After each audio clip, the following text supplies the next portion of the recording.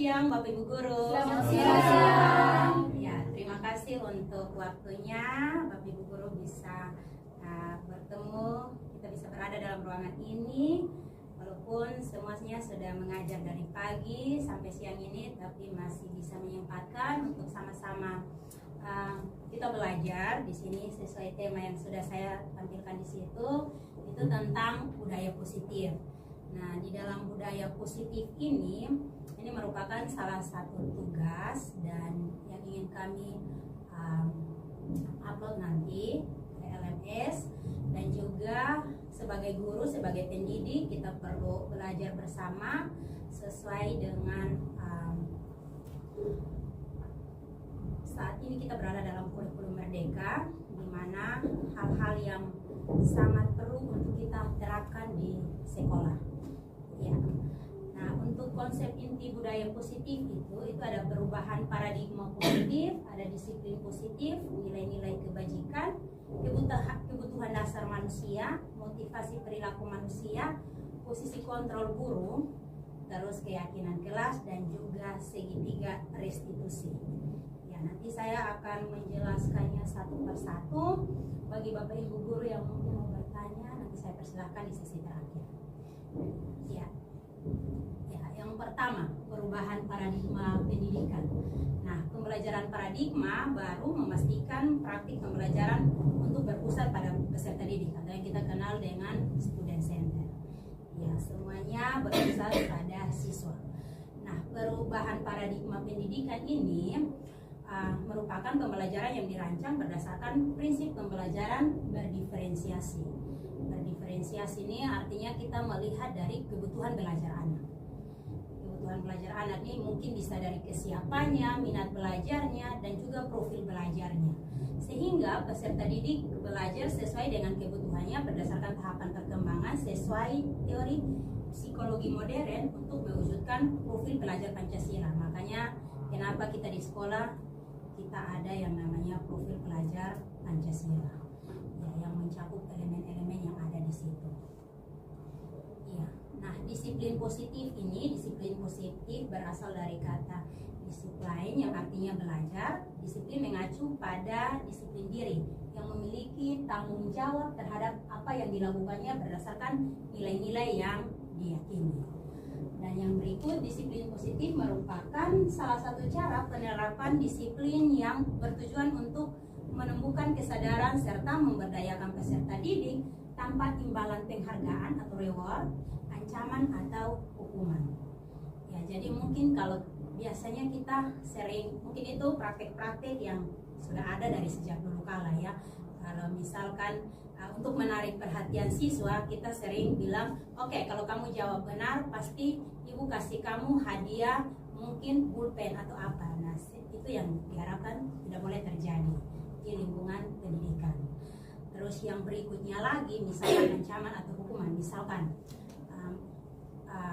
mungkin siswa datang terlambat, oke, kamu hukuman ini. Seharusnya ada hal lain yang bisa kita buat dibanding hukuman itu.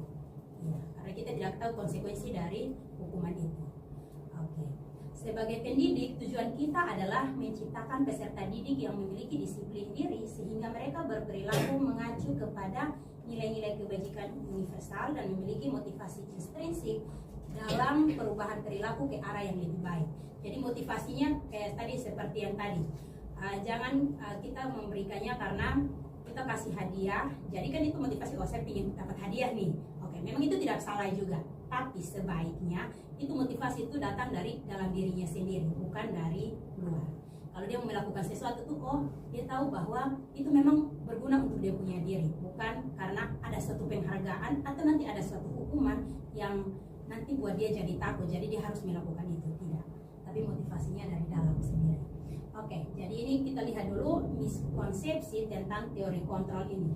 Nah, itu ada beberapa ilustrasi guru mengontrol murid, mungkin yang mau pukul ke apa itu pakaiannya apa, gambar seperti itu. Terus ilustrasi bahwa semua pengetahuan positif, efektif dan bermanfaat. Mungkin kita pakai pendekatan, biasanya kan banyak cara pasti kita sering lakukan, dan ya saya tidak ini juga, saya sering melakukan ini juga, penguatan positif, efektif dan bermanfaat. Tapi ketika di dalam grup penggerak ini, ternyata kita tidak bisa menerapkan itu. Maksudnya mungkin kita memulainya dari situ, tapi tidak harus seterusnya kita harus selalu melakukan hal yang seperti itu.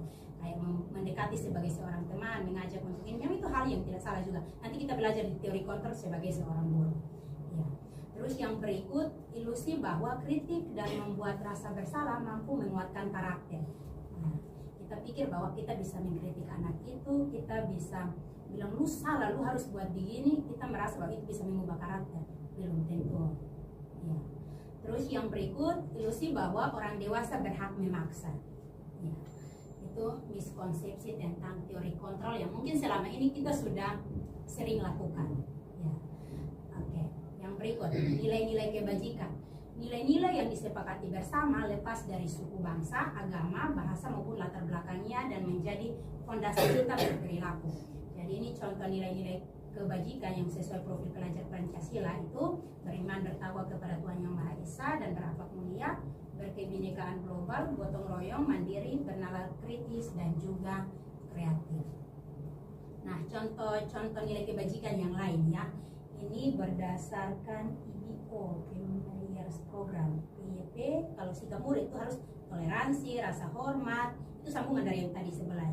Integritas, mandiri, menghargai, antusias, empati, keingintahuan, kreativitas, kerjasama, percaya diri, dan juga komitmen. Kalau menurut yang 9 pilar karakter tuh, cinta Tuhan dan segenap ciptaannya, kemandirian dan tanggung jawab, kejujuran atau amanah, diplomatis, hormat dan santun, dermawan, suka menolong, gotong royong, percaya diri, kreatif, bekerja keras, kepemimpinan dan keadilan, baik dan rendah hati, toleransi, kedamaian dan kesatuan.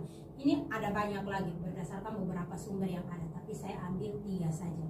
Yang tadi berdasarkan profil pelajar Pancasila, yang PYP ini sama 9 pilar karakter ini. Oke, nah kebutuhan dasar manusia. Kebutuhan manusia adalah segala sesuatu yang dibutuhkan oleh manusia untuk mempertahankan keseimbangan kondisi fisiologis dan psikologis yang bertujuan untuk mempertahankan kehidupan dan kesehatan. Nah, ini ada 5 dasar kebutuhan manusia menurut Dr. William Glasser. Ya, yang pertama itu bertahan hidup. Bertahan hidup itu dia ada di lingkaran paling tengah. Ya, bertahan hidup. Terus yang berikut itu cinta dan kasih sayang. Setiap manusia pasti ingin dipedulikan, ingin berbagi, ingin kerjasama, ingin menjadi bagian dalam satu itu kelompok. Ya.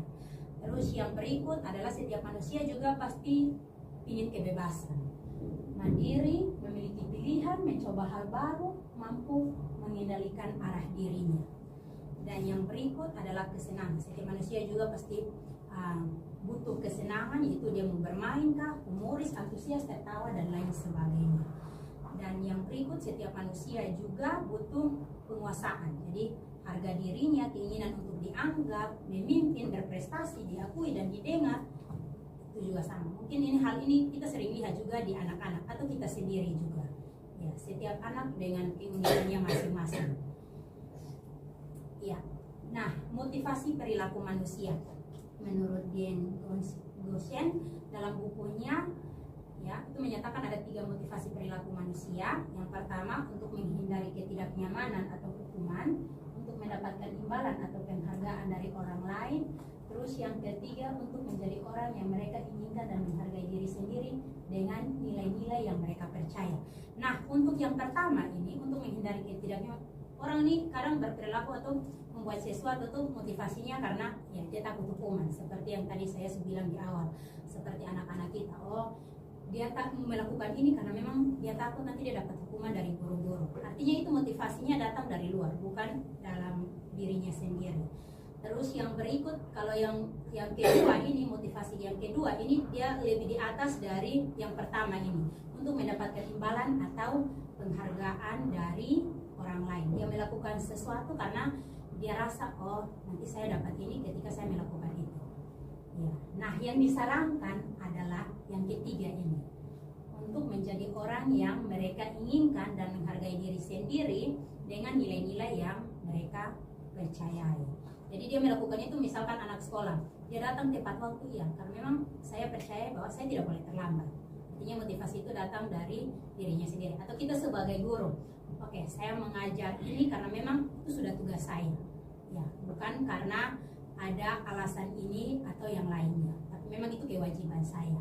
Dan itu saya sudah yakin bahwa saya seorang pendidik, berarti tugas saya mengajar atau mendidik. Ya.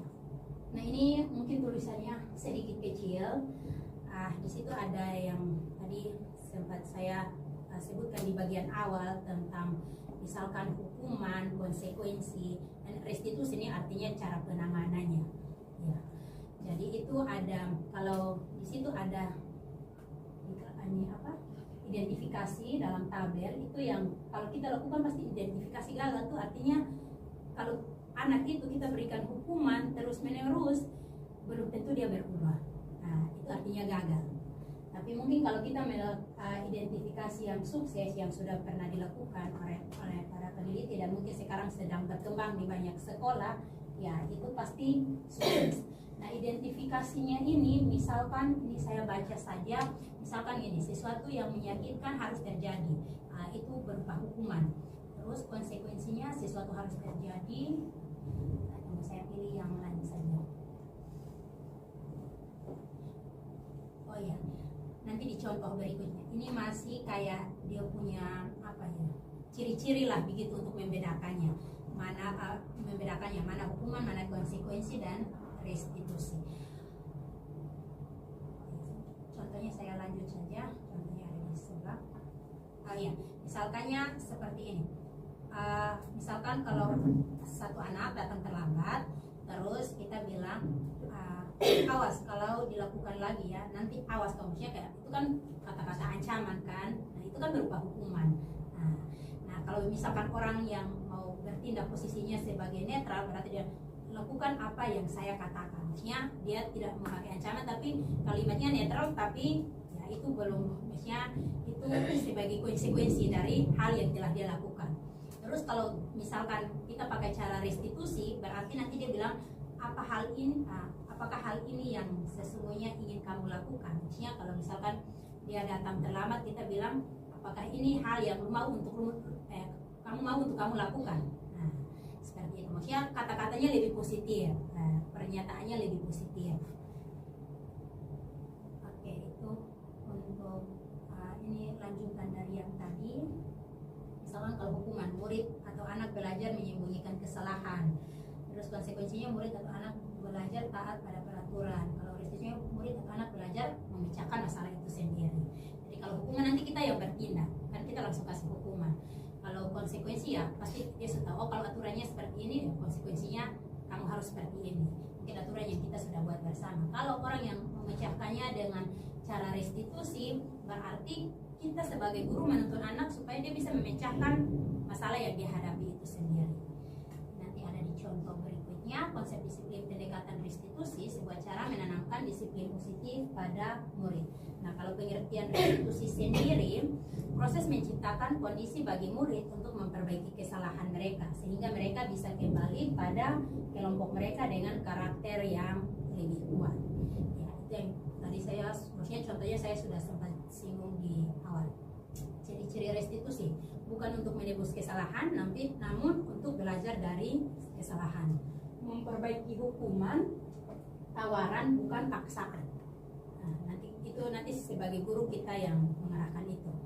Terus restitusi menuntut untuk melihat ke dalam diri. Restitusi mencari kebutuhan dasar yang mendasari tindakan. Terus yang berikutnya, restitusi diri adalah cara yang paling baik. Restitusi fokus pada karakter bukan tindakan. Jadi karakter anak yang kita mau kembangkan untuk lebih baik lagi. Terus restitusi fokus pada solusi. Restitusi mengambilkan murid yang berbuat salah pada kelompoknya. Ya, ini contoh kasus.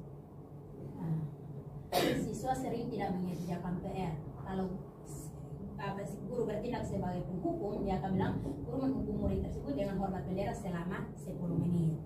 Atau bisa guru marah dan murid takut. Ya. Kalau konsekuensi, guru memberikan konsekuensi untuk mengerjakan PR-nya saat istirahat atau dikerjakan sebanyak 3 kali lipat dari tugas yang ada. guru tegas dan siswa menghormati peraturan. Kalau di bagian restitusi, dengan metode restitusi, maka guru menanyakan keyakinan kelas, atau mungkin yang biasa kita lakukan bersama, kesepakatan di tiap mata pelajaran itu atau di dalam kelas, dan membantu guru terbuka dan siswa menghormati dirinya dan orang lain. Ya, dan di bagian restitusi ini bagi saya ini kalau diterapkan di anak Kupang agak susah, tidak mudah. Memang tidak mudah, tetapi untuk sekarang kan kita sudah hidup di zaman yang semakin berkembang dan lain sebagainya, dan kita ini diingatkan kembali tentang pembelajaran Ki Hajar Dewantara.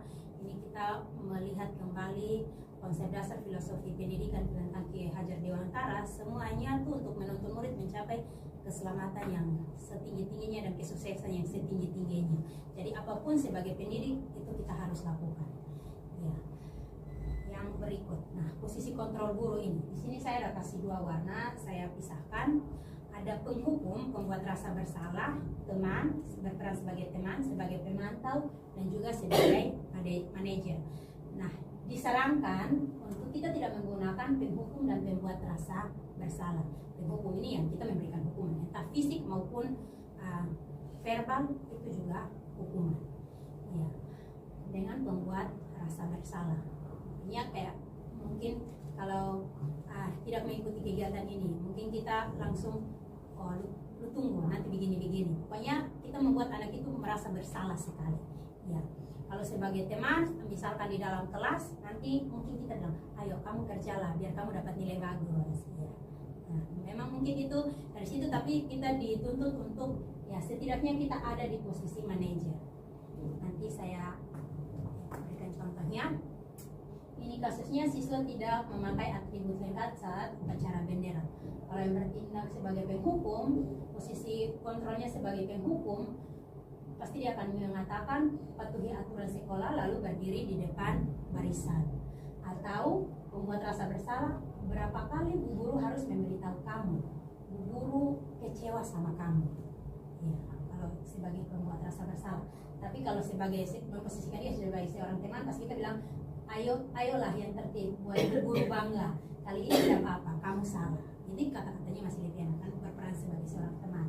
Kalau sebagai pemantau, kamu sudah melanggar apa peraturan dan konsekuensinya. Nah, kan pasti dia sudah tahu, oh peraturan sekolah seperti ini, konsekuensinya seperti ini. Kalau sebagai manajer, apakah kamu tahu kesalahanmu? Pasti dia akan tanyakan, kira-kira bagaimana kamu memperbaiki kesalahan ini. Jadi membiarkan anak yang menjawab apa yang dia lakukan. Ya. Bukan kita yang mengambil tindakannya, tapi biarkan dia yang mengambil tindakan dari kesalahan yang dia lakukan. Oke. Nah, ini keyakinan kelas ini. Mengapa keyakinan kelas? Bukan peraturan kelas saja. Kan biasa di sini kita kenal dengan peraturan kelas atau peraturan sekolah. Ya, seharusnya keyakinan. Mengapa kita memiliki peraturan tentang penggunaan helm pada saat mengendarai roda 2 atau bermotor, kendaraan bermotor? Ya, pasti keselamatan. Selain karena takut polisi, pasti keselamatan lebih penting kan? Ya. Mengapa kita memiliki peraturan tentang penggunaan masker dan mencuci tangan setiap saat? Nah, menjaga kesehatan, atau pada musim COVID pasti semua orang juga menjaga keselamatan. Ya. Dan itu kan muncul dari dalam diri sendiri. Kan kita juga takut. Oke, berarti nah di sini kita tahu dari situ kita tahu bahwa nilai-nilai kesehatan atau keselamatan inilah yang kita sebut sebagai suatu keyakinan. Artinya sesuatu yang kita benar-benar yakini.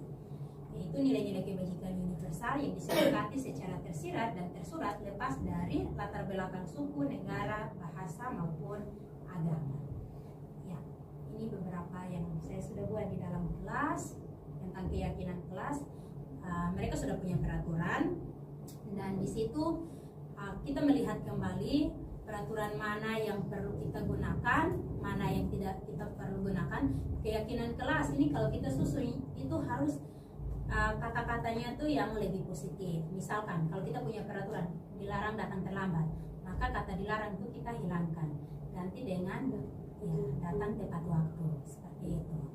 Ya, jadi ini menyusun peraturan menjadi keyakinan. Jadi peraturan itu kita susun jadi suatu keyakinan yang harus dilakukan. Terus di situ ada menempelkan keyakinan itu di kelas. Ya, nah yang terakhir itu adalah segitiga restitusi.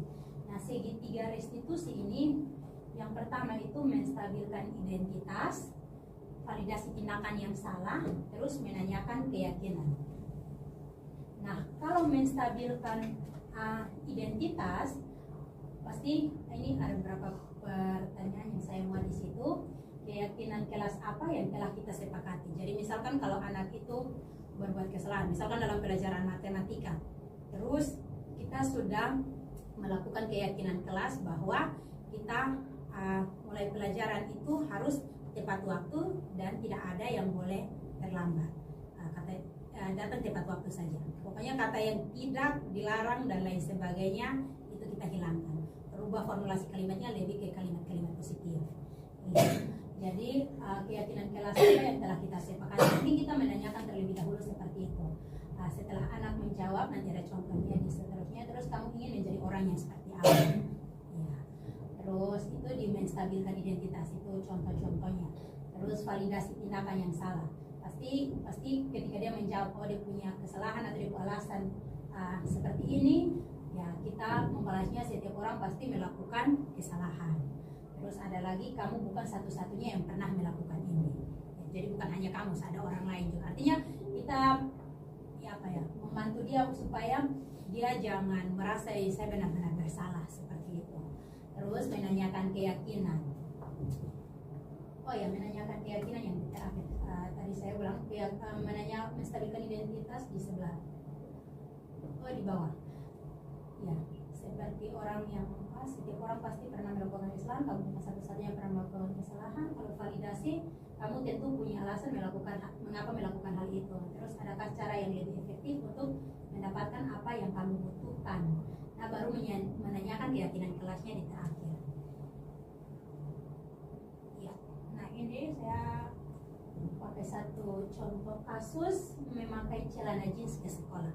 Kalau di kita celana jeans hanya digunakan ketika hari Jumat. Kalau hari yang lain kan tidak diizinkan, tetap menggunakan seragam. Jadi di sini misalkan ketika dia memakai celana jeans ke sekolah, mungkin kita langsung bertanya, halo nak, bagaimana perasaan kamu? Ditegur guru piket karena memakai celana jeans ke sekolah. Pasti maksudnya ini kejadiannya ketika sudah terjadi, maksudnya ketika dia ditegur misalkan guru piket atau guru lainnya. Ya, pasti kalau di anak muda sekarang nih, kalau maksudnya kita tegur di depan orang pasti banyak yang berkata malu dan lain sebagainya. Oke, terus ya pasti kita ini sudah mulai menstabilkan identitas dulu. Ini masih tahap menstabilkan identitas. Setiap orang pasti pernah melakukan kesalahan. Ibu pun pernah melakukan kesalahan. Sebenarnya apa yang terjadi sehingga kamu menggunakan celana jeans ke sekolah? Jadi kita menanyakan alasannya dulu. Ya. Terus mungkin dia kasih alasan celana seragam kotor ibu. Nah, mungkin salah satunya seperti itu. Terus masih bagus kamu tetap ke sekolah meski salah memakai celana yang tidak sesuai dengan aturan sekolah. Bisa saja kamu tidak datang sekolah. Nah, mungkin kita lanjut menanyakan sudah. Apa pendapat kamu sendiri tentang pemakaian celana jeans di sekolah? Nah, mungkin bisa saja dia menjawab tidak sesuai aturan sekolah kecuali hari Jumat ya, misalkan kalau di kita sini. Terus yang berikut, nah kamu kan tahu jika kita tidak boleh memakai celana jeans. Apa yang harus kamu lakukan agar tidak salah memakai celana ke sekolah? Artinya kita membiarkan dia yang menjawab, memecahkan masalahnya itu. Ya, pasti mungkin saya kasih jawaban contohnya, selalu memperhatikan kebersihan seragam yang akan dipakai keesokan harinya. Ya harus seperti itu agar tidak salah memakai celana ke sekolah. Apa keinginan kamu setelah kejadian ini terkait dengan penggunaan celana jeans di sekolah? Jadi biarkan dia yang tentang kesalahannya itu. Ya, saya menyadari bahwa celana jeans bukan pakaian yang digunakan ke sekolah, dan ini kita sedang menanyakan keyakinannya. Tadi di bagian atas yang paling pertama itu kan validasi tindakan yang salah ke sekolah, dan saya berjanji tidak akan mengulangi lagi. Mungkin kita memberikan apresiasi, oke mantap, kita terima kasih apa dan lain sebagainya, dan mungkin dia juga berterima kasih lagi kembali. Nah itu yang kita harapkan kita bisa lakukan di anak-anak. Mungkin ini bukan hal yang mudah, apalagi anak Kupang itu sangat tidak mudah. Ya mungkin kalau penerapannya di Jawa sedikit ini ya, tapi kalau anak Kupang agak kita harus punya banyak cara untuk bisa menyelesaikannya atau menghadapi mereka, karena setiap mereka punya keunikan latar belakang keluarga dan lain sebagainya. Ya, sekian. Apakah ada yang ingin bertanya? Ya, terima kasih. Silahkan. Ini kan tentang institusi apa? Segitiga. Maksudnya saat anak-anak datang ke sekolah, kita sebenarnya sudah tahu aturan ada. Apalagi kita sudah pakai sistem orang poin dan lain-lain. Nah, saat kita bertanya, nah, kenapa kamu buat begini? Oh ibu saya mereka kan pasti sudah menyiapkan alasan apa gitu. Nah sekarang saat mereka sudah bilang ibu saya janji tidak akan mengulangi lagi. Nah bagaimana dengan aturan sekolah? Apa tindak lanjut kita sebagai ibu? Ya, kalau melihat dari peraturan sekolah tetap ada tindak lanjutnya. Intinya tindak lanjutnya itu yang mendidik. Maksudnya kita misalnya kita melakukan dengan pendekatan restitusi segitiga.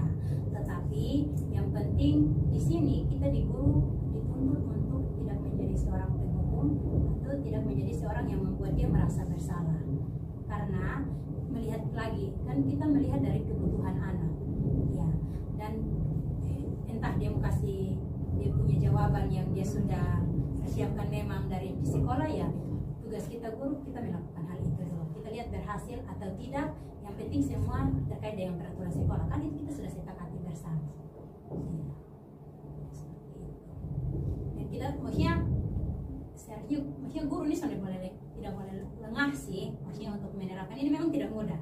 Yang tadi saya bilang menerapkan ini sesuatu yang memang tidak mudah, apalagi diterapkannya di anak Kupang yang kita tahu bahwa budayanya keras, alasannya banyak dan lain sebagainya. Itu sesuatu dan itu menjadi tantangan, dan itu kalau biasanya kita pelajari itu menjadi tantangan untuk kita sebagai guru, dan bagaimana kita harus bertindak untuk melakukan itu supaya poinnya adalah kita bisa mengajarkan mereka supaya ketika mereka melakukan sesuatu itu bukan karena ada imbalannya atau karena ada dan lain sebagainya. Bagi saya dia tidak salah juga sih, tetapi tidak yang anak itu kayak cap kita, oh kalau beta dengan ibu ini, oh beta dapat ini, tidak. Nah, supaya kita maksudnya belajar untuk menuntun dia tumbuh menjadi seorang yang baiklah ke depan. Jadi karena maksudnya kalau kita membiasakan untuk mental seperti itu, kita kan tumbuh menjadi anak yang kayak tadi identifikasinya itu ada yang gagal dan ada yang sukses. Maksudnya yang diharapkan adalah anak itu bisa berhasil.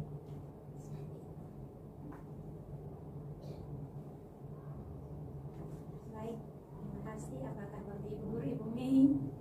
Tidak. Ya, silakan Ibu Desi. Oke, mungkin terkait masih sama tentang bagaimana kita tidak menjadi penghukum. Kalau misalnya begini Bu, kalau kita menghadapi anak-anak yang misalnya lambat datang sekolah atau contohnya terlambat masuk kelas lah pada saat selesai istirahat. Nah, ketika kita bertanya pasti mereka kasih tahu alasan kan.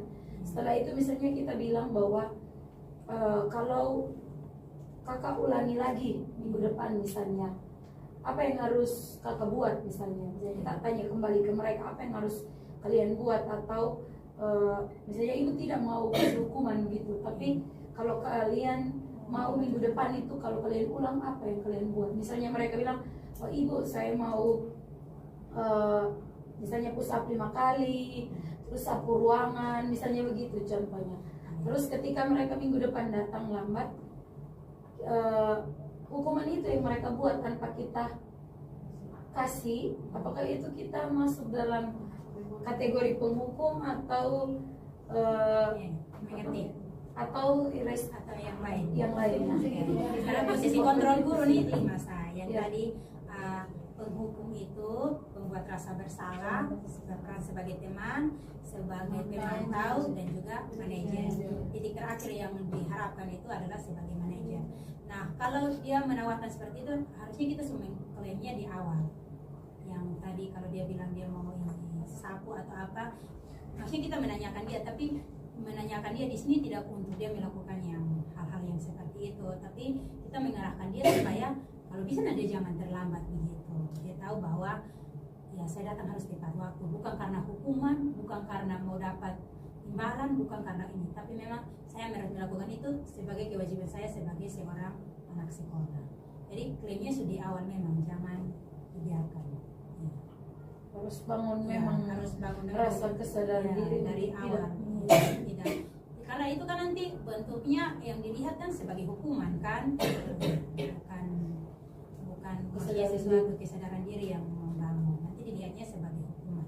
Lain halnya dengan kita meminta tolong ya, itu lain hal dengan kita meminta tolong. Ini berlaku untuk kalau melakukan atau melanggar aturan yang ada, atau supaya itu peraturan tuh dirubah bukan kayak tadi itu motivasinya bukan karena nanti dapat imbalan atau karena nanti dihukum dan lain sebagainya, tapi kan kita sebagai pendidik jadi menuntun dia supaya memang tumbuh menjadi anak yang berhasil nanti ke depan. Melakukan sesuatu itu bukan karena ada motif tertentu, tetapi memang kesadaran dalam dirinya sendiri. Ya, terima kasih Bapak Ibu untuk kehadirannya. Ya, saya mengucapkan terima kasih banyak sudah sama-sama berada dalam ruangan ini, dan kiranya hasil presentasi ini saya tahu bahwa nanti saya juga akan membagikan ketika kita sudah di komunitas belajar. Tetapi ini tentu saya mau bilang ini bukan hal yang mudah, tetapi sebagai pendidik ya kita tidak kita harus tetap melakukan sesuatu, tetap berusaha melakukan yang terbaik untuk anak-anak didik kita. Ya, salam dan bahagia. Terima kasih.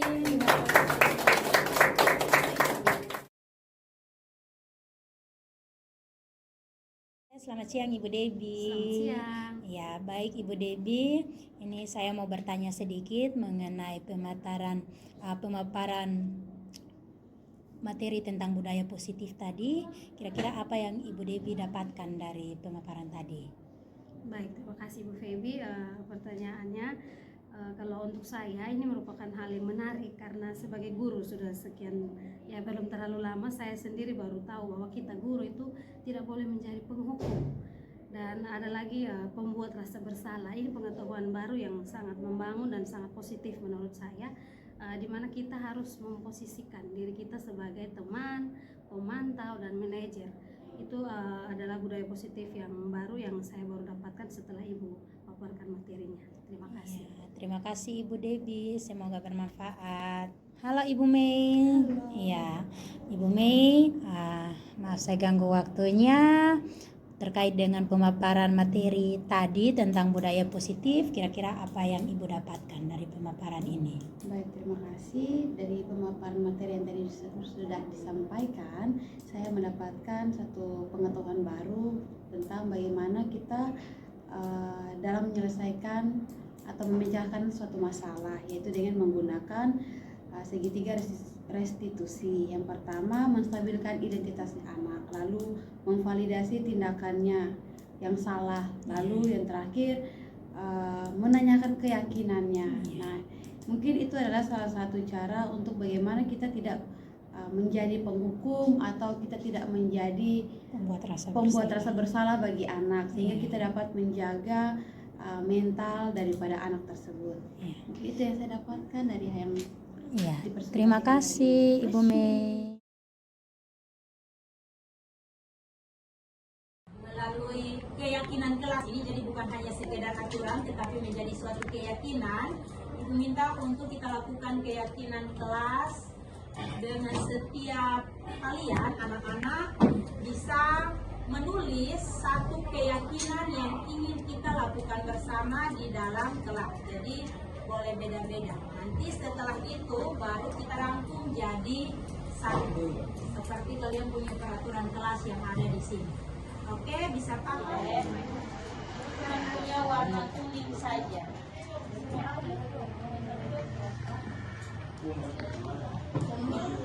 Nanti setelah kalian tulis langsung tempel di depan ya kan. Baru kita buat mana yang kalau sama kita buat harus datang lebih tetap.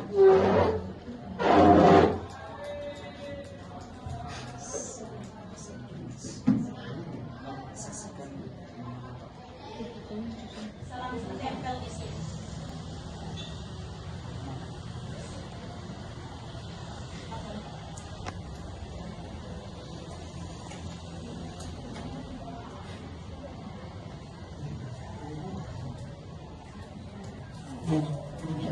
Sudah.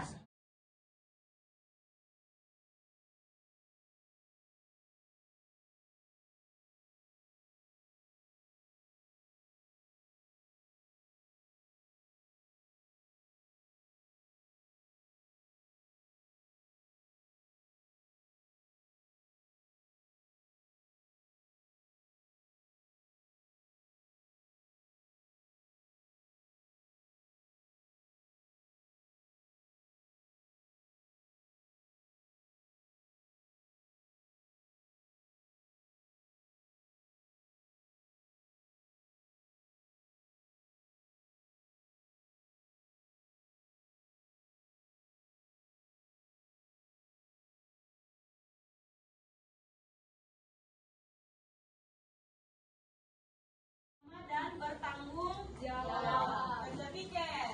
Ya, saling menghormati sesama dan bertanggung jawab mengerjakan piket. Stop. Ya. Persiapkan. Oke.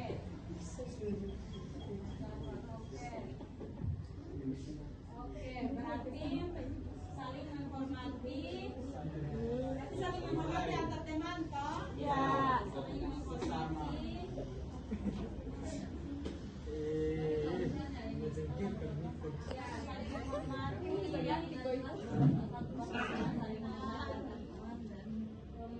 Oke, baik. Terima kasih. Tepuk tangan untuk semua.